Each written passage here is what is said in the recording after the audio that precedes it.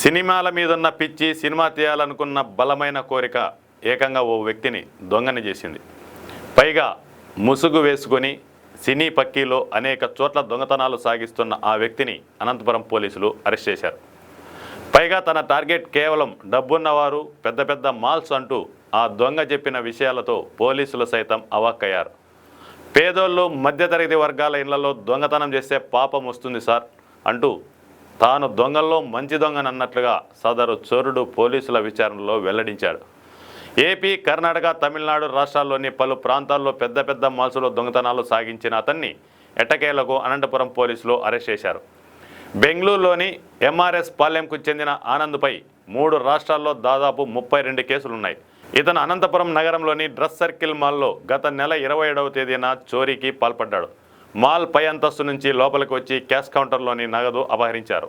సీసీటీవీలో నమోదైన ఫుటేజీ ఆధారంగా పోలీసులు విచారణ సాగించి ఆనంద్ను ఎట్టకేలకు అరెస్ట్ చేశారు. ఆనంద్ సినిమా మీద మోజుతో తానే హీరోగా, దర్శకునిగా return by Anand page number 13 అనే హారర్ సినిమా తీశాడు. కానీ అది రిలీజ్కి ముందే ఆగిపోయింది. అప్పులు అధికం కావడంతో ఆనంద్ చోరీలకు పాల్పడుతూ పోలీసులకు చిక్కాడు. పోయిన నెల 27వ తేదీన అనంతపురం టౌన్లో డ్రెస్ సర్కిల్ షోరూమ్ నందు, అదేవిధంగా కాంచీపురం టిఎస్ఆర్ షోరూమ్ నందు దొంగతనం జరిగిందని రాబడిన సమాచారం పైన అనంతపురం 1 వెంకటేష్ గారు సదరు 2 మాల్స్కు విజిట్ చేసి అక్కడ క్లూస్ టీమ్తో పాటు వారు విజిట్ చేసి అక్కడ కొన్ని క్లూస్ టీమ్ వాళ్ళతో కొన్ని గుర్తులు తీసుకోవడం జరిగింది. వారు ఇచ్చిన ఫిర్యాదు పైన కేసు కట్టడం జరిగింది 1 పిఎస్లో.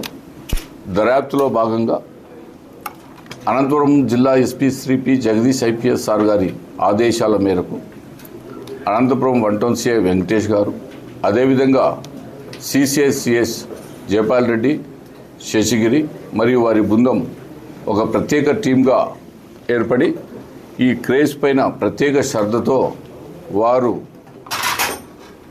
పనిచేయడం జరిగింది.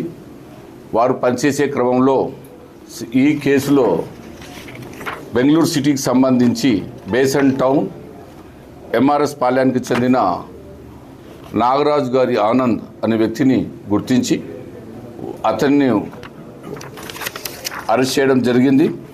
అతని వద్ద నుండి డ్రెస్ సర్కిల్ నందు దొంగతనం చేసిన నమోదులో 5,25,000 రూపాయలు రికవర్ చేయడం జరిగింది. దానికి తోడు సదర్ క్రైమ్లో అతను ఉపయోగించిన ఫేస్ కవర్ కావడానికి, అంటే తన ఫేస్ను గుర్తించుకోకుండా ఉండడానికి ఉపయోగించిన మాస్క్ను, హ్యాండ్ గ్లోవ్స్ను, తాను వాడిన కార్ నెంబర్లను, అంటే కార్ నెంబర్లను ప్లేట్లు మార్చేసి ఒరిజినల్ కార్ నెంబర్ పెట్టుకోకుండా దొంగ ప్లేట్లతో కారుతో ప్రయాణం చేసే కార్ ప్లేట్లను, కార్ను, అదేవిధంగా దొంగతనానికి ఉపయోగించే పనిముట్లను కలిగిన బ్యాగును, పనిముట్లను మొత్తం రికవర్ చేయడం జరిగింది. ఈ నాగరాజు గారి ఆనంద్ పైన ఇంత క్రితం కూడా చాలా కేసులు ఉన్నాయి. ఇతను సింగిల్ అఫెండరు. ఇతను ఎక్కడ పోయినా కూడా ముందుగా బాగా ట్రక్కి చేసి మాల్స్, షాప్స్ వీటిపైనే కాన్సన్ట్రేట్ చేసి దొంగతనాలు చేయడం జరుగుతాం. ఈ క్రమంలో అతని పైన అరెస్ట్ చేసి కోర్టుకు పంపడం జరుగుతుంది. ఈ కేసులో ముఖ్యంగా పనిచేసిన సిసిఎస్ సిబ్బంది అయిన జయపాల్ రెడ్డి, శేషగిరి వారి సిబ్బంది, అదేవిధంగా దర్యాప్తు అధికారి అయిన వెంకటేష్ గారిని ఎస్పీ గారు అభినందించడం జరిగింది.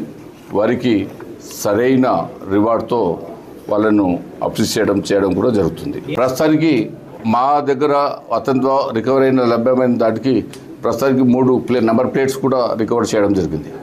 సింగిల్ అఫెండర్, కర్ణాటక రాష్ట్రం, బెంగళూరు సిటీ, నందిదుర్గ్ రోడ్లో ఎంఆర్ఎస్ పాలెంకి చెందిన అతను.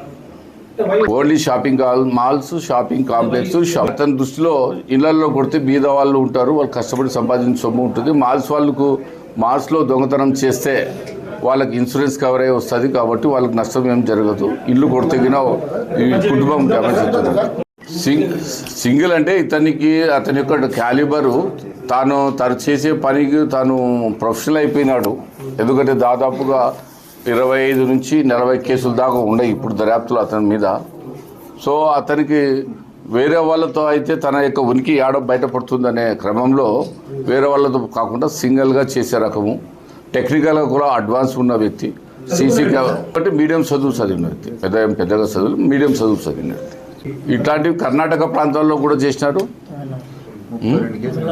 తమిళనాడులో కూడా చేయడం జరిగింది. అందుకే నెంబర్ ప్లేట్లు మీరు గమనిస్తే కర్ణాటక నెంబర్ ప్లేట్లు ఉంటాయి, తమిళనాడుకు సంబంధించిన నెంబర్ ప్లేట్లు ఉంటాయి. మొత్తం ఇప్పటికీ 32 కేసులు బయటపడ్డాయి.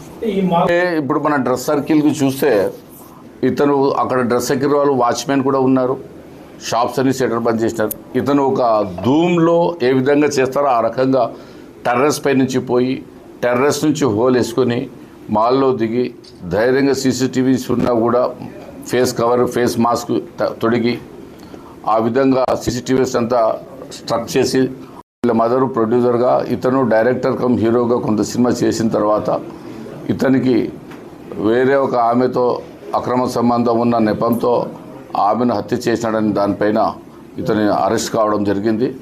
ఆ క్రమంలో ఆ సినిమా కూడా మధ్యలో ఆగిపోవడం జరిగింది.